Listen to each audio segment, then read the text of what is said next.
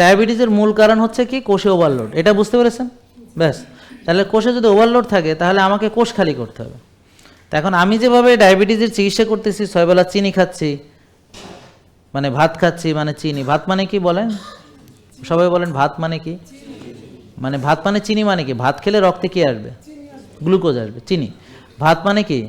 চিনি। রুটি মানে চিনি। ফল মানে চিনি। দুধ মানে চিনি। তো এখন এই যে চিনি 6 বেলা খায়, তা আবার বলে কি আমি তো চিনিই খাই না, মানে ও জানেই না যে এগুলো চিনি, সে তো চিনি খায় না, অনেক পবিত্র, তার ডায়াবেটিস ভালো হয় না। এখন মনে করছে ডায়াবেটিস ভালো হওয়াটা মানে ডায়াবেটিসের ব্যাপার বা ডাক্তারের ব্যাপার, মানে ওর কোনো ভূমিকা নেই।